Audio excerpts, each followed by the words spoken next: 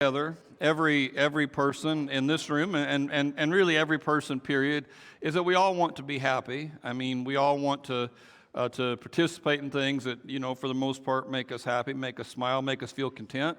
It's written into our national charter that every human being has the right to life and liberty and the pursuit of happiness. And that's how we spend our energy and our time and our resources and our money, is that pursuit. And sometimes it leads to nice vacations or going out to eat or time with family.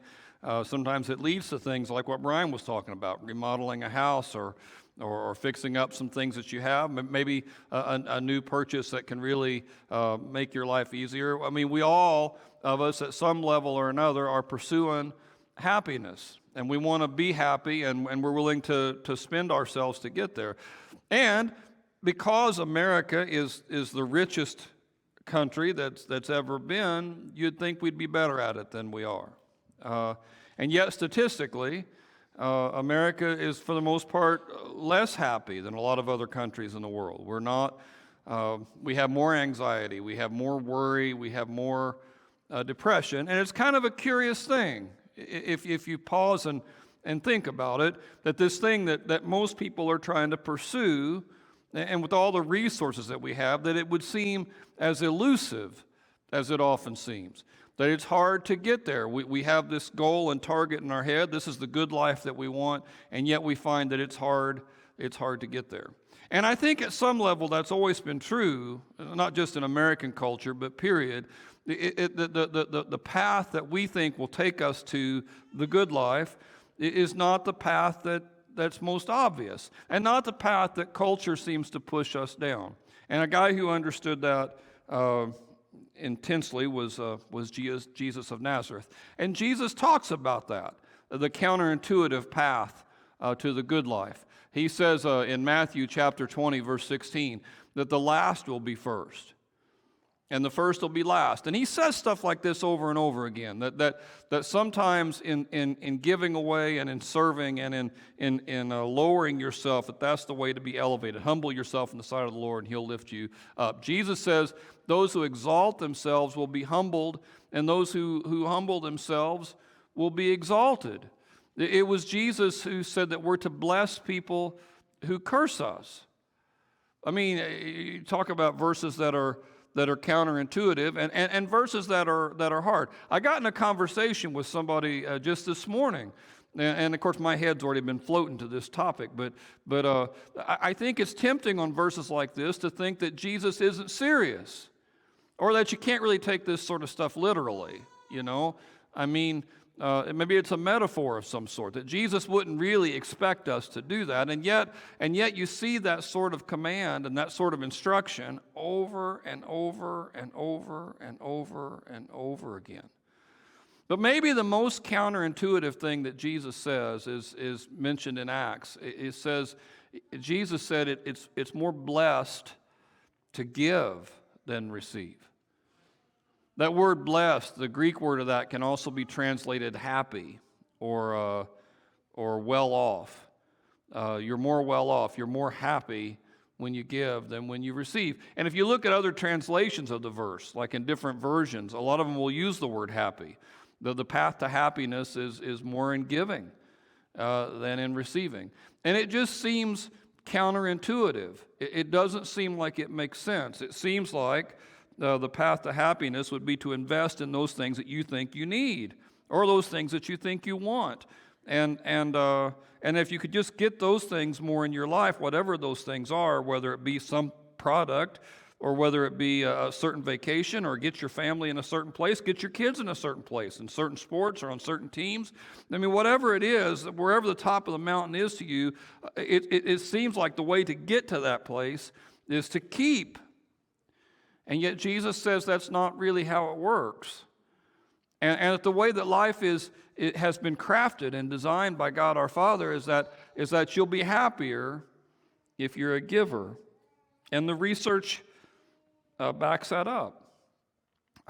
Study after study after study says that people who are generous tend to be happier, they tend to be healthier, I mean, it literally affects your health.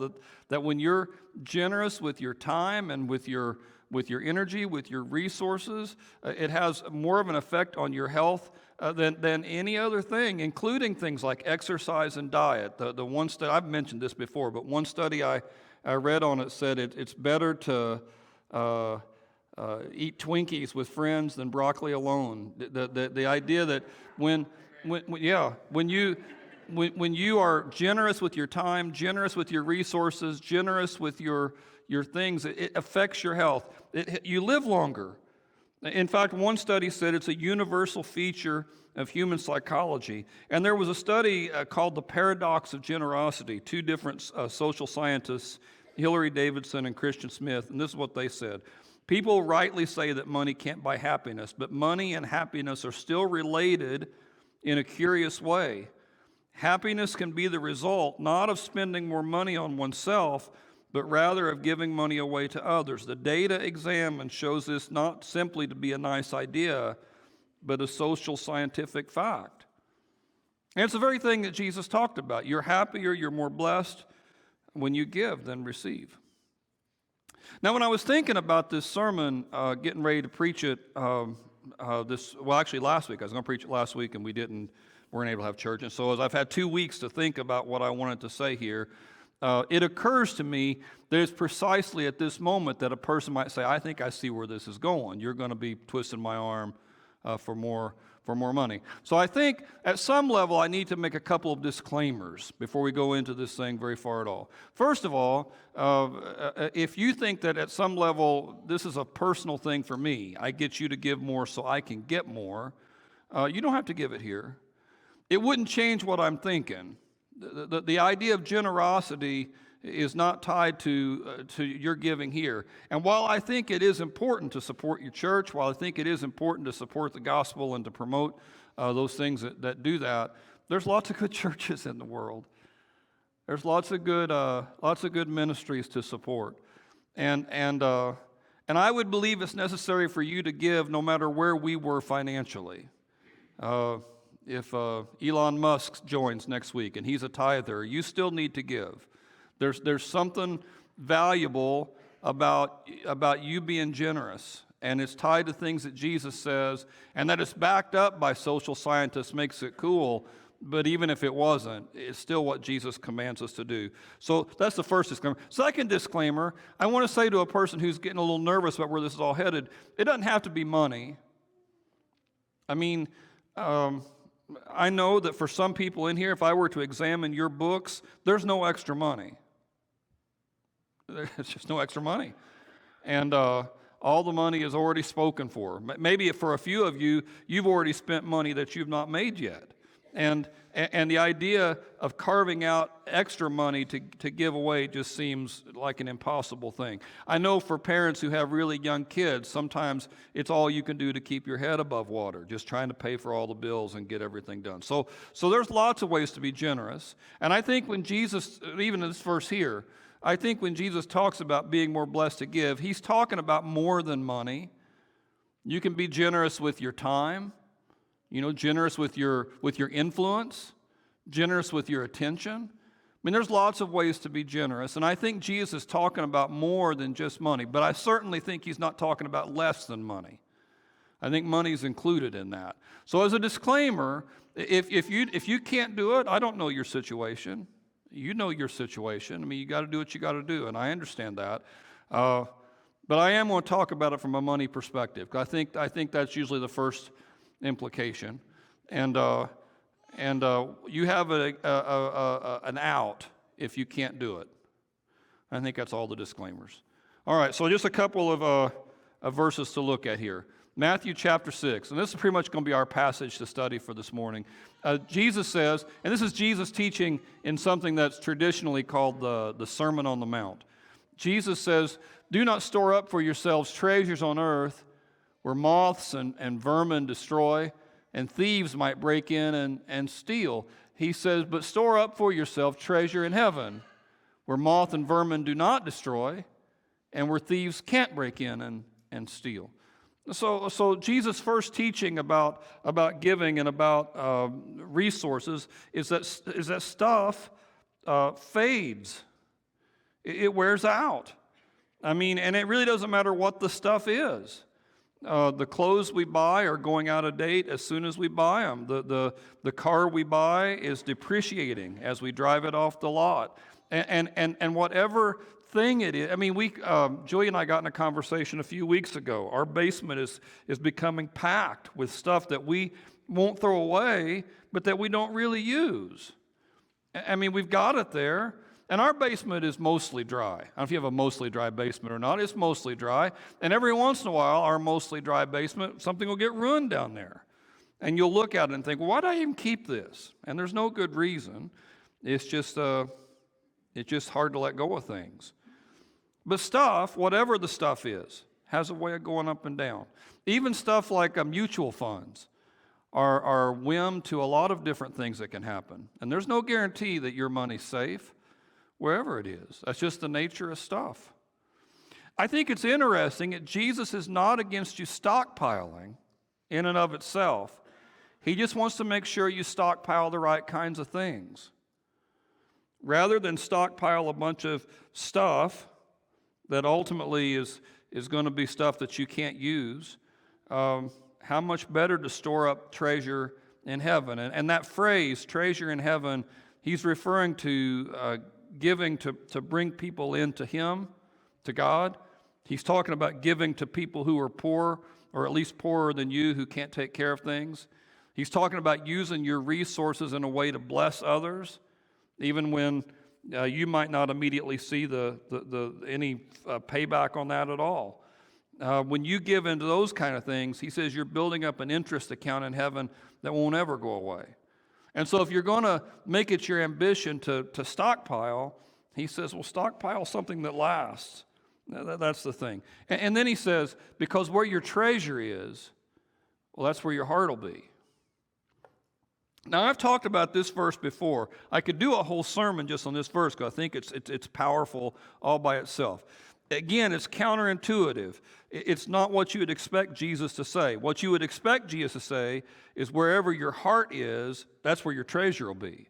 So if your heart beats real fast for fine eating, well, that's probably what you're going to spend on. If your heart beats real fast for a beautiful house, well, that's probably where the money's going to go. If your heart beats real fast for fashion, if your heart beats real fast for hobbies, it doesn't matter. You look at where your heart's at, I bet that's where your money goes. That's what you'd expect him to say. But that's not what he said. That's true, by the way, at some level. I think your treasure does follow your heart. But that's not what Jesus says. Jesus warns us that whatever we start stockpiling, our heart will be drawn that direction. Our heart chases our stuff.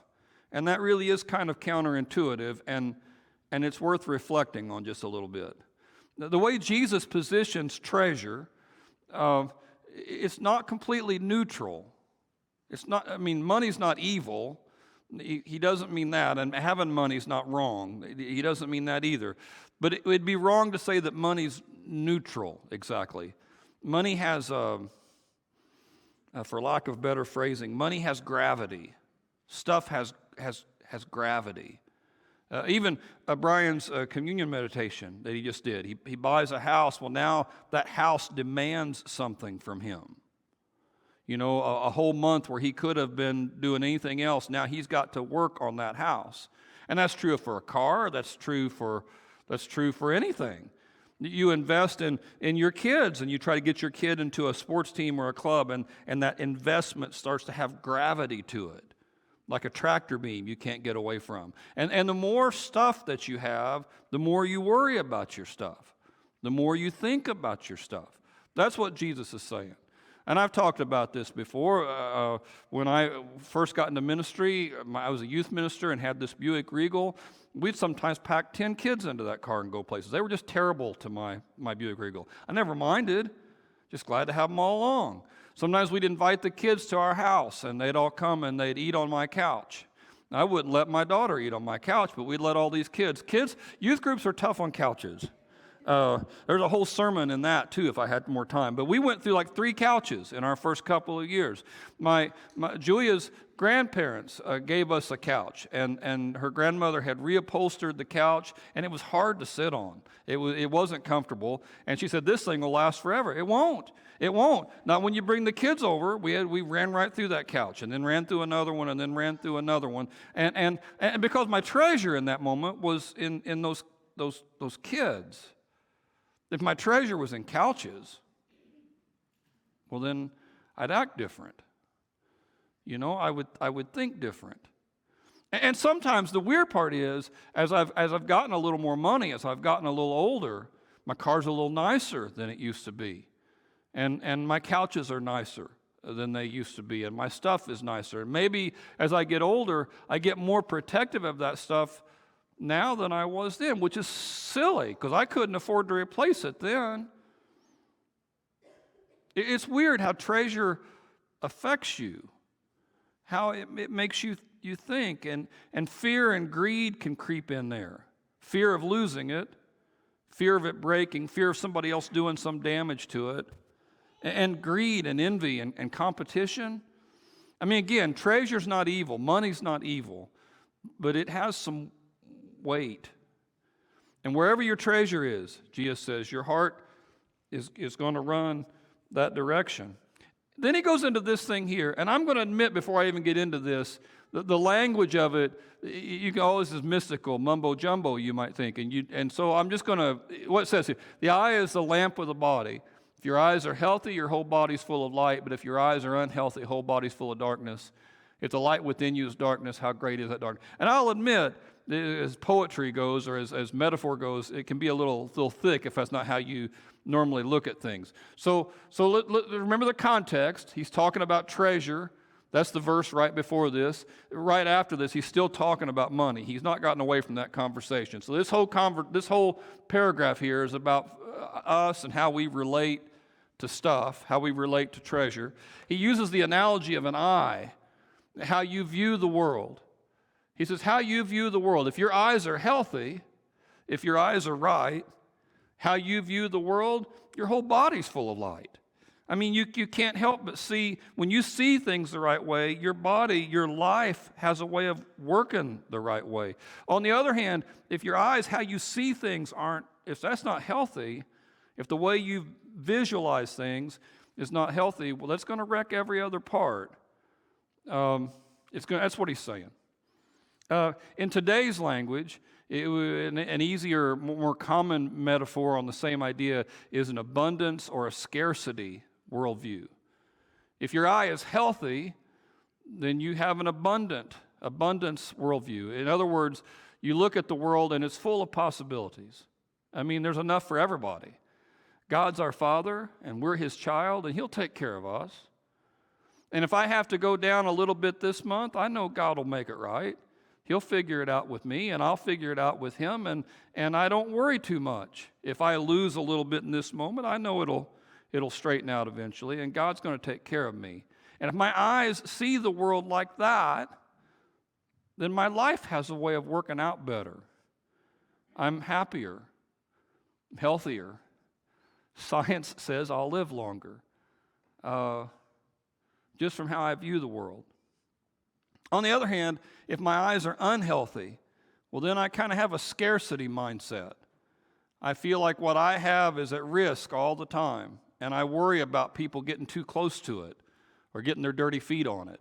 I worry about people treating it wrong or taking advantage. I assume that anybody who asks me for anything must have some other motive in it, and I get nervous around people. It's very easy for me to be fearful about the future, to assume that I've not got enough stockpiled in case something awful happens. I've not got enough laid back in case I want to do this or want to do that. It gets very easy for me to be greedy, you know. People come and have some ask for my resources. I just don't think I can take that risk at all. Even if the money that they're asking for would not affect the quality of my life at all. You know, I mentioned earlier that there are some people in this room who are just getting started out, or some bad things have happened in their life, and to even think about $20 going someplace. I don't have it. Don't have it. There are other people in this room who could drop 100 on anything today, and it wouldn't affect their life at all. They would still have all the groceries they need. They would still have heat in the house. Nobody's repossessing anything. They could drop 100 or even more than 100, and it wouldn't mean anything to them. And yet, for sometimes to let go of that at all, well, I might need that. Or I worked hard for that, and I can't. And if your eye sees the world that way, it has a way of taking your body there, too. That's what this is saying. And it comes from, again, how you see things. He says, no one, this is the last verse, or second to last verse. It says, no one can serve two masters. Either you'll hate the one and love the other, or you'll be devoted to one and despise the other. You can't serve God and money. Some translations will say you can't serve God and mammon. If you've seen that before or not, M-A-M-M-O-N.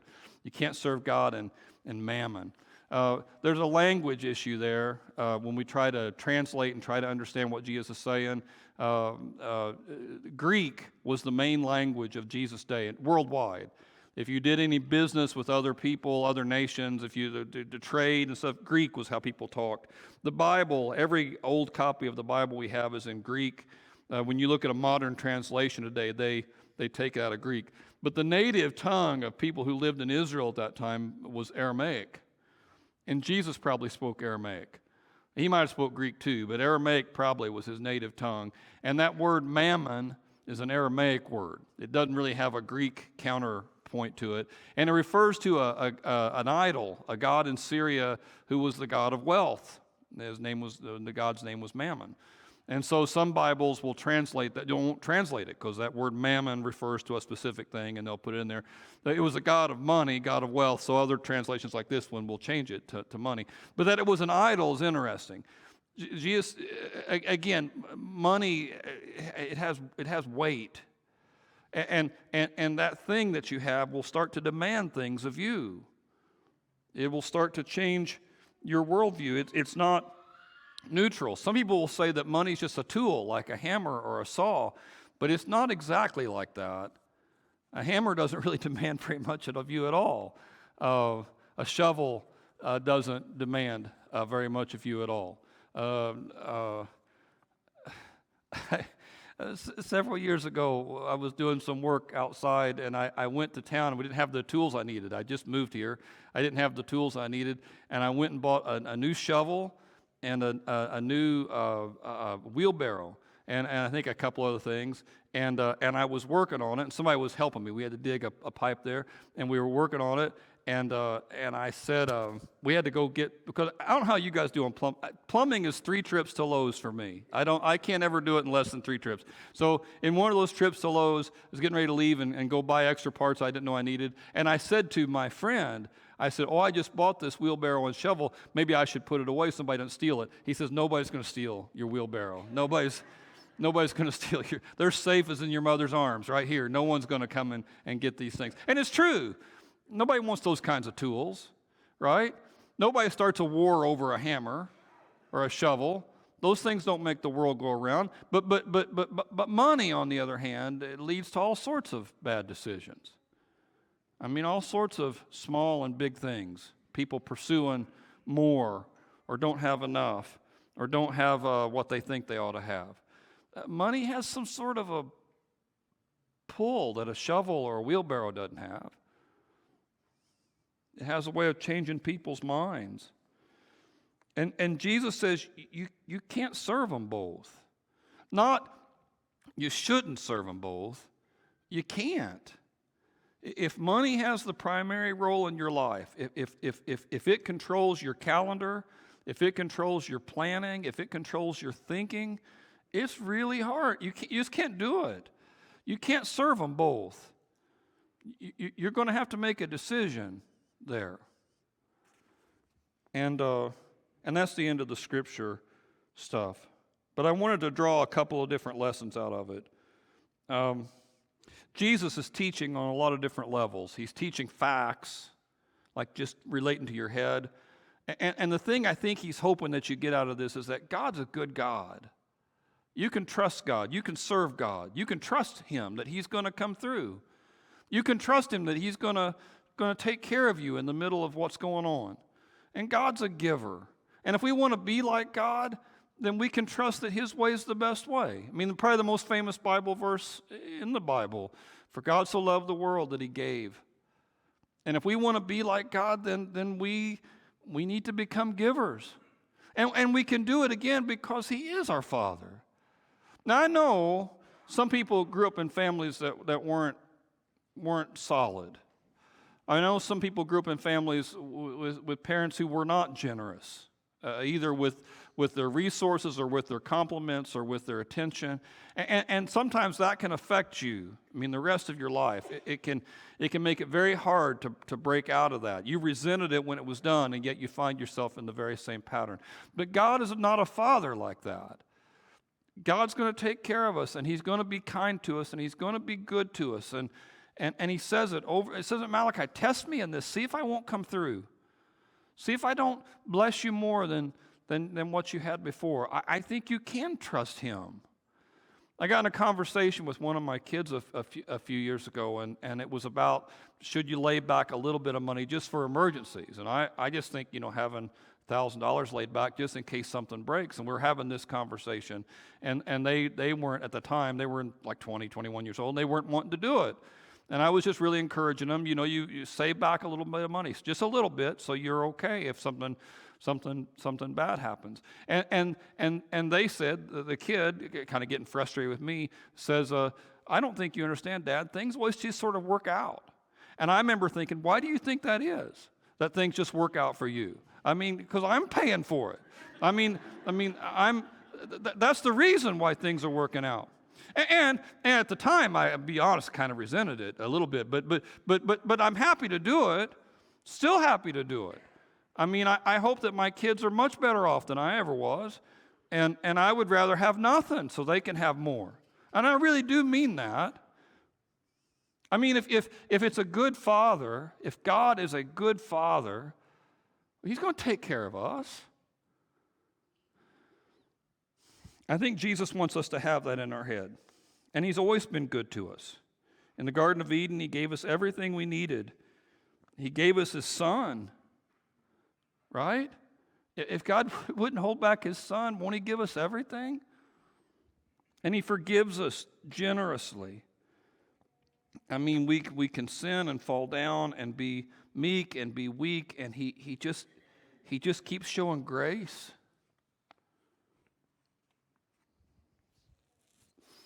I talked to somebody just yesterday who's made a lot of bad decisions in a row. Can God forgive stuff like this? I hope so. I think he does. I think I need it.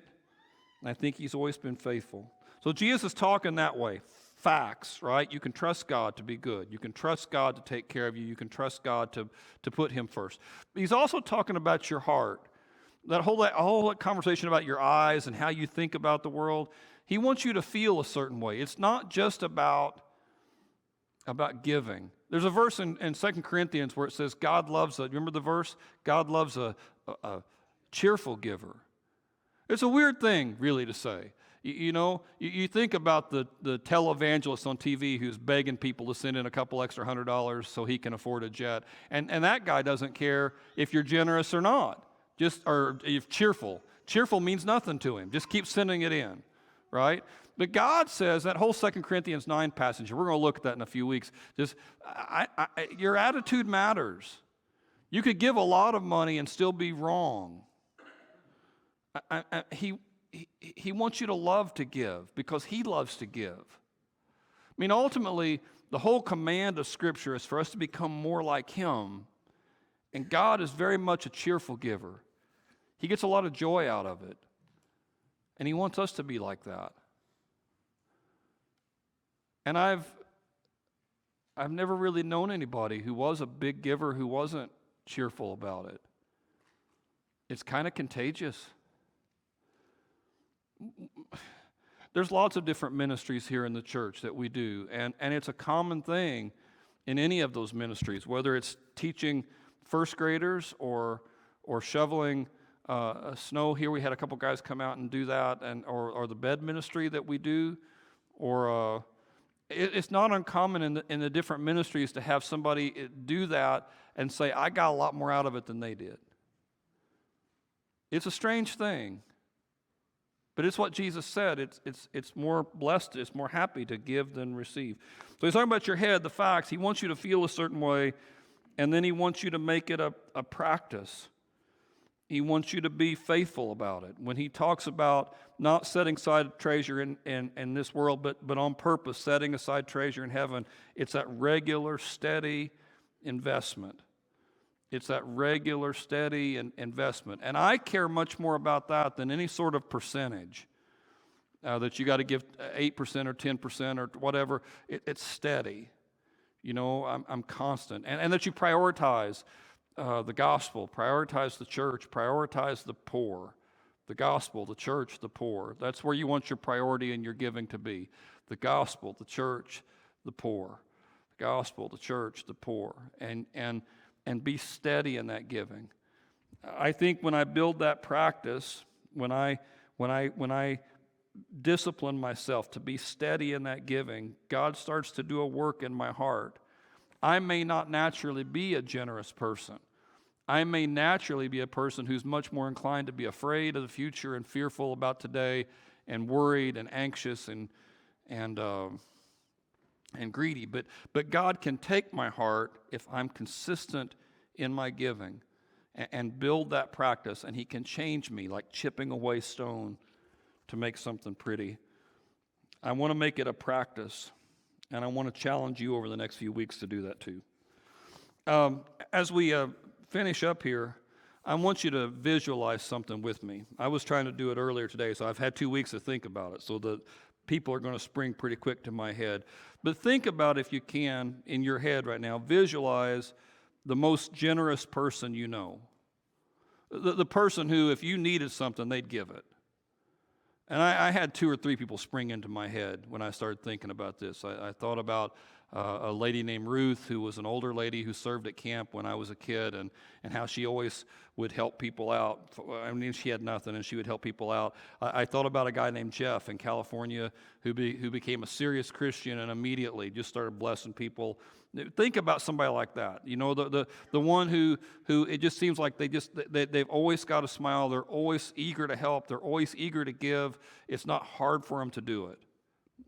Okay? And by the way, don't be a snake on this thing. I mean, really get somebody in your head. I can't prove that you did it, but wake up out of the slumber you've been into for the last 15. Think of who that person is. Put that in your head. And when you get that picture in your head of that person, are they happy? I bet they are. I've never met anybody who was a great giver who wasn't. I've never met anybody who was a great giver I've never met somebody who was a former great giver. Because once you get a taste for it, a few years ago, I hadn't been here very long, I got invited to go to help with the prison ministry. And a guy named Brandon pushed me real hard to go to the prison ministry and help out up there. And man, it's awesome. And I wasn't sure that it would be awesome, be locked up with the prisoners for a whole weekend. And he had to work on me for quite a while to get me to do it. But I said, okay, let's go. And we got in there, and the first day was pretty awesome.